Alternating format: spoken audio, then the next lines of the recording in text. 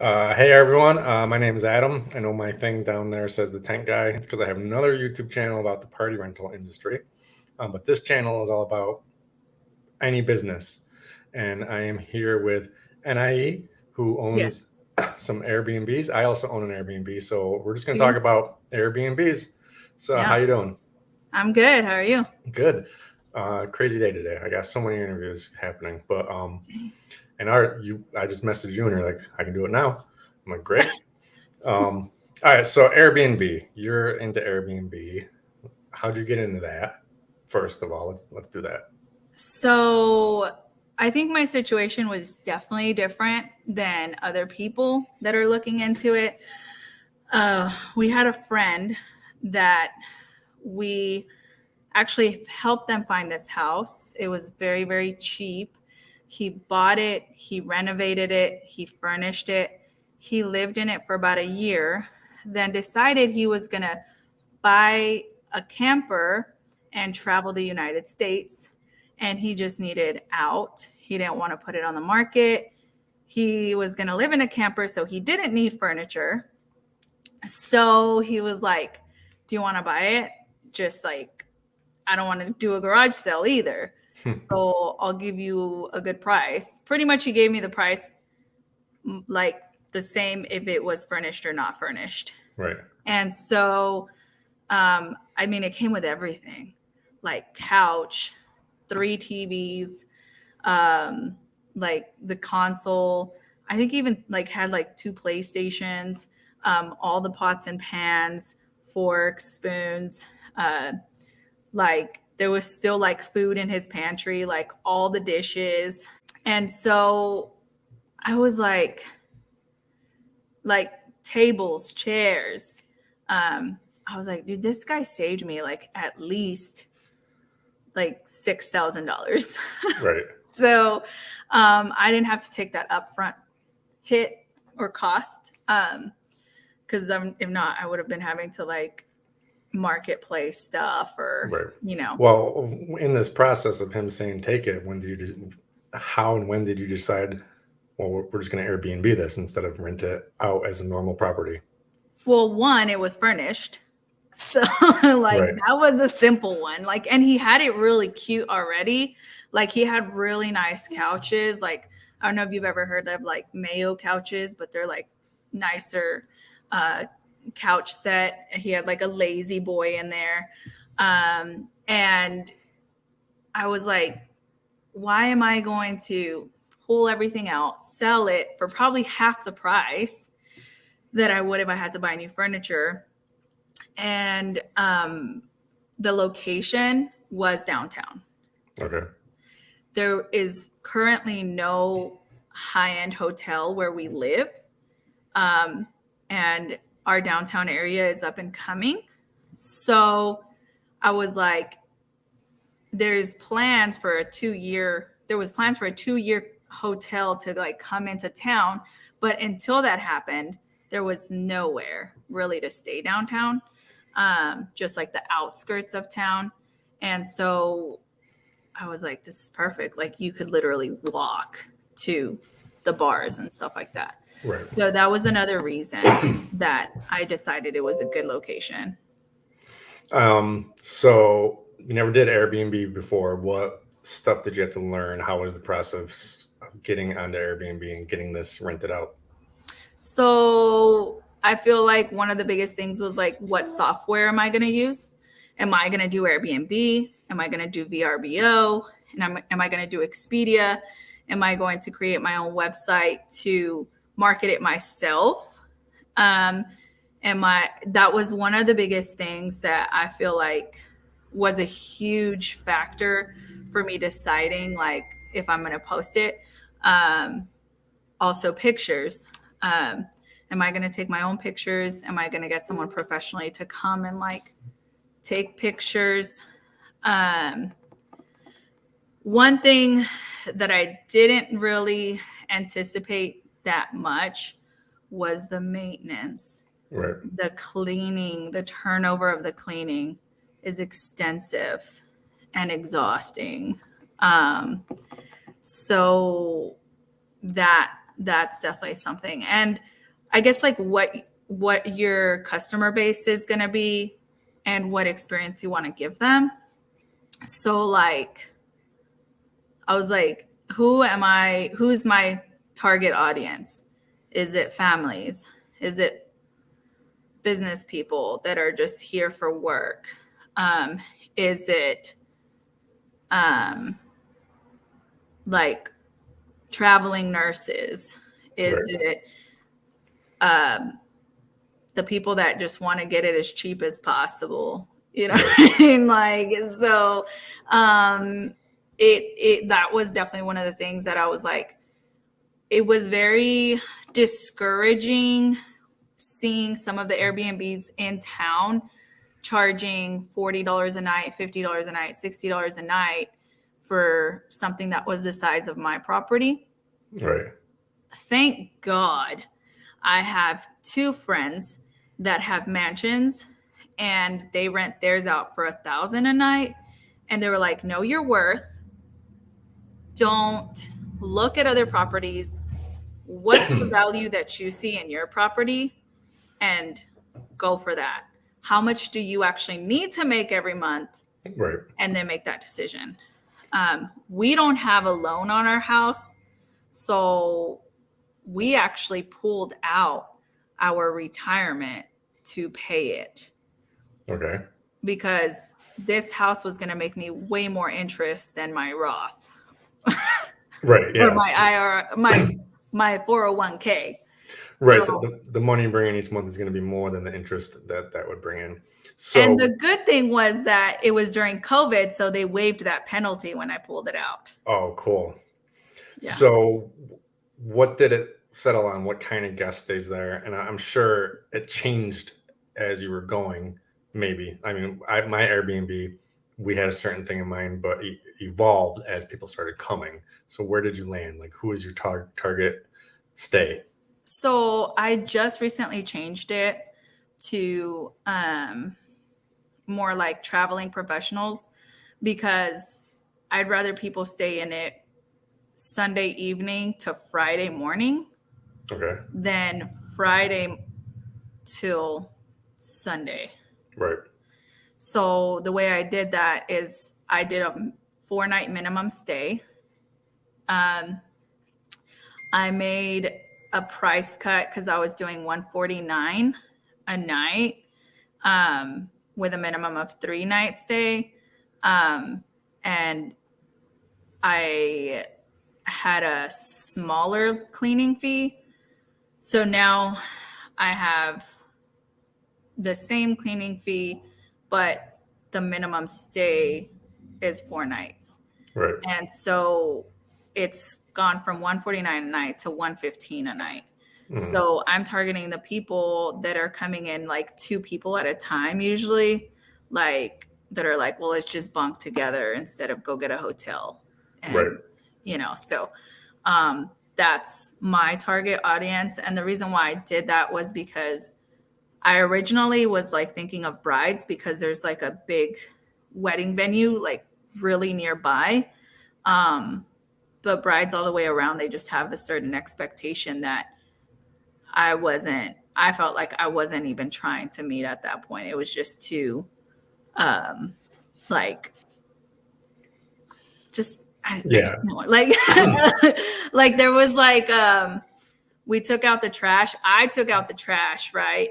And like, I pulled it out, took it out, and I got a bad review for cleanliness, but like my professional cleaner, like my top cleaner cleaned it before because I knew it was a bride. She was like, it was dirty. And I was like, well, what was wrong with it? Because I mean, yeah, like that's concerning. Like I don't want it to be dirty, especially if I had sent my like actual person that I can trust cleans like that entire house. Well, when I had taken out the trash, there was like crumbs that fell from the trash bag. And like you could see them right next to the trash can.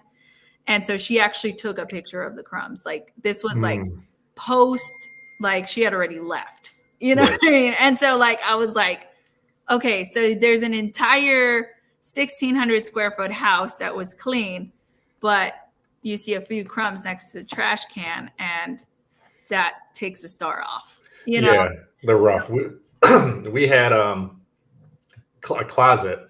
You walk in the closet, you don't see the light because it's behind you. It's not a walk-in closet; it's just a normal size. And I never walked all the way in, turned around, and looked up at that light. Our bride person looked up at the light, walked all the way in, turned around, looked up, and there was flies in there. Flies get in lights. It just happens. Right. Gave us a really poor review on that. I'm like, who checks every closet light? I mean, come on. Yeah, and like I'm sure she had the picture of that flies in the light, Right. like so yeah, like that kind of stuff. I was like, when you're there for work, you're like, you don't care. You know what I mean? Like, as long as it looks clean, I'm just gonna come in, work, relax, and I'm out of here next to the next place. And honestly, I feel like mine is a lot nicer than other places I've stayed at. So I'm like, whatever. Right. See, our place is kind of geared towards like events. It's a barn converted into a mansion. It's 12,000 square feet. And brides stay there. They put tents up outside, or you do 50 people in the dining room. So yeah, it's kind of rough sometimes. We don't like to do too many events, but we do allow them.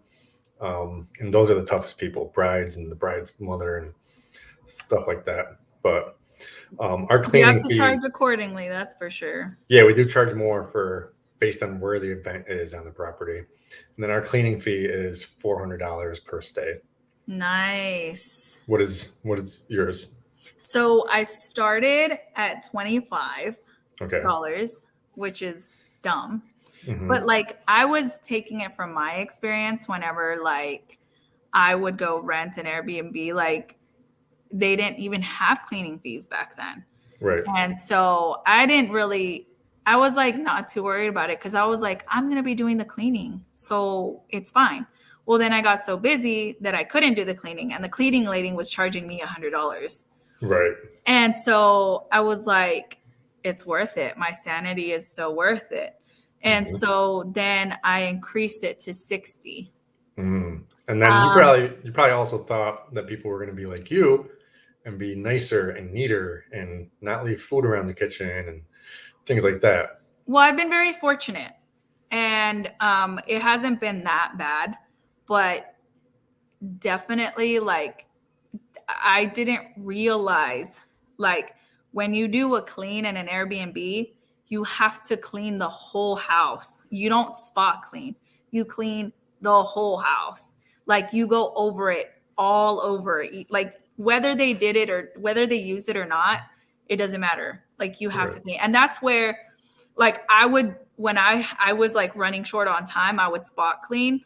And then there was like this like one lady, she was like, there was hair in the drain. And I was like, oh, shoot, like I opened the shower, I sprayed, and I, like took off. And like, I was like, that was embarrassing. You know what I mean? Like, I was like, oh my gosh, I'm so sorry. Like I checked the other shower's drain, but not the second bathroom. Like it's a whole job. So like my cleaning lady, she's there for 4 hours. Right. And so that's just something that I didn't anticipate.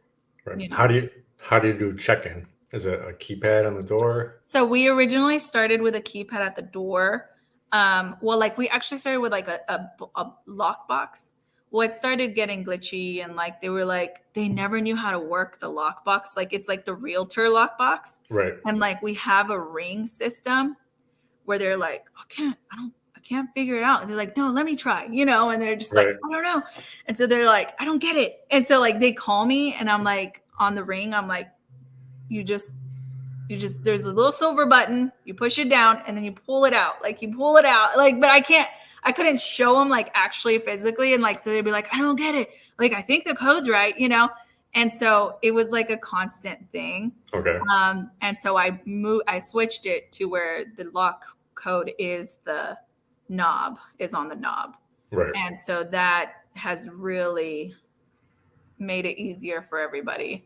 I had to invest like $150 on it or something like that. Yeah, no, you have to. And then we also put a lock box kind of hidden by a tree for in case the batteries die on it, which happened.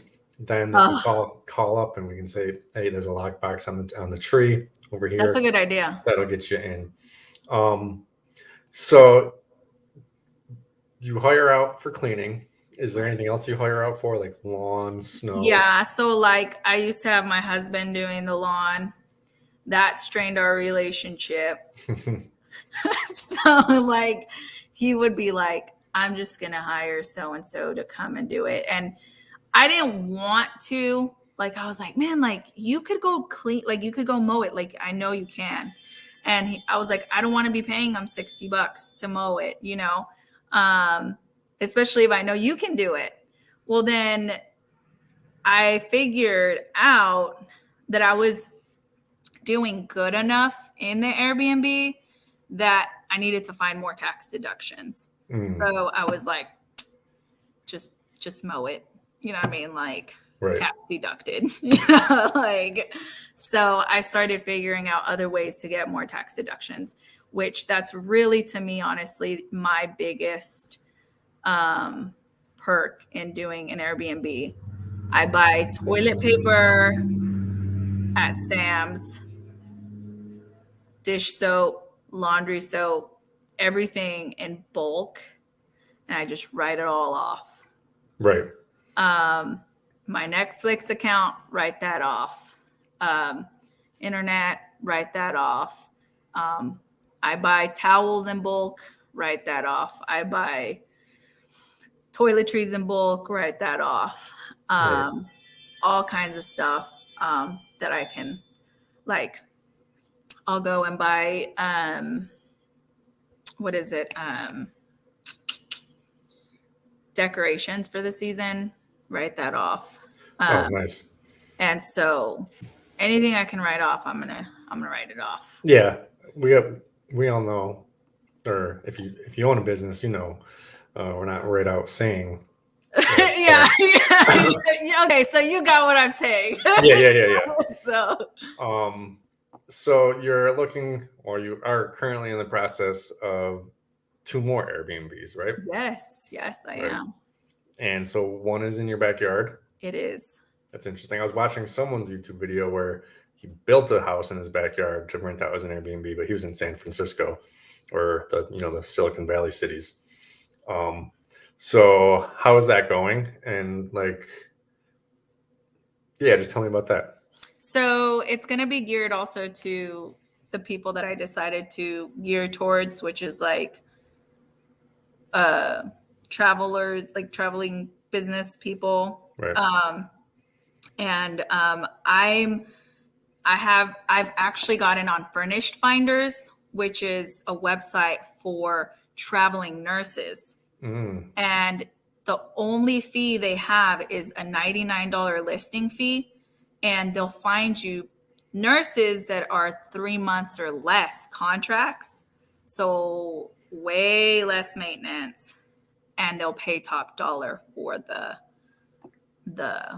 place. so So I'm imagining that is you have it stocked up when they get there, but then if they're there for 3 months, they're probably yeah, going to buy their own toilet paper yeah, and things like that to continue exactly. on. Yeah. Okay, that's cool. Because like I actually had some traveling nurses coming to my Airbnb. They paid $450 for the 4-day stay because I actually had reduced my pricing and almost $500. And I started thinking, I was like, so they're paying, so, and then her contract ended in January. So I was like, so they're paying $2,000 a month when they really just need a small place for 4 days, four Right. days a week. They came Sunday, they left Friday. And so I was like, if I have that back apartment for $750 a month and they're only there 4 days a week, Right. it's a win-win for both of us. Yeah, that's cool. So yeah, And then your third one. my third one. So it's next to my current Airbnb. Okay. It's literally neighbors to it. And it's on the same, there's two lots, and one of them's facing another street, the other one's facing the other street. And then there's like a big piece of land in between. So ideally, we were thinking about putting another like A-frame or like a balcony style in the corner. So there'd be 3 Airbnbs combined, and we could create like some kind of system between gates where we could have 7 rooms if they rent the whole corner. Right.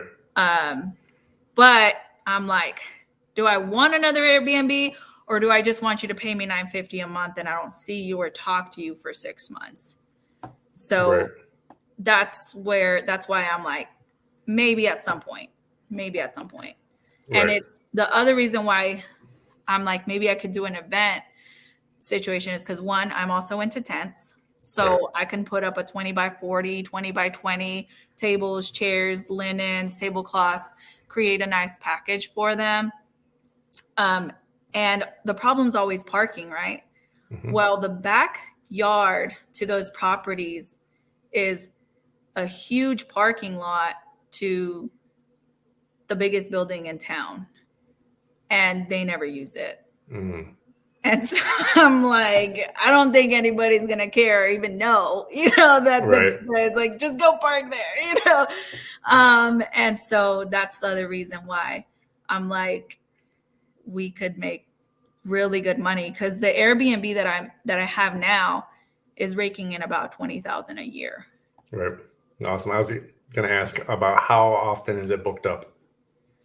So it's kind of tricky. Like, I've had long-term people that stay about a month and a half. I've had people that stay just the weekend. So I would say about 50 to 70%. Okay. But that's because I want to. If I wanted to do instant booking, I know Mhm. that I would probably be at 100%. But there's certain things that I'm just not willing to do. Like, whenever COVID hit, I was like, there has to be 3 days in between Right. renters. I've relaxed on that a lot. But yeah, like, I think that I just don't want it can become a full-time business, and I just it's more of a tax deduction cow for me. Right. Do you do at least 1 day or more between stays so you have time to clean, instead of when we've gotten in a situation sometimes where it was they check out 11 and new people come in at 3. I'm assuming you don't do same day check-ins, same day checkouts. So that's another reason why I got a cleaning lady. Hmm. She can do it. Oh, she can. So someone can check out She, that morning and you can have it cleaned by the afternoon. exactly. So it takes her 4 hours. Hmm. So I have 2 sheets, bed sheets. So she just switches those out, gets those linens washed, or she sets them aside for when we actually have time to wash them. Um, and we just let the person know, like, check-in is at 11, and most of the time they'll leave by 10.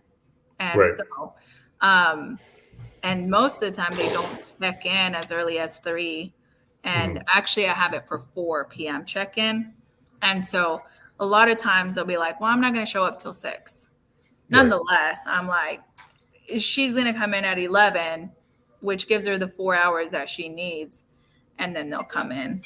Right.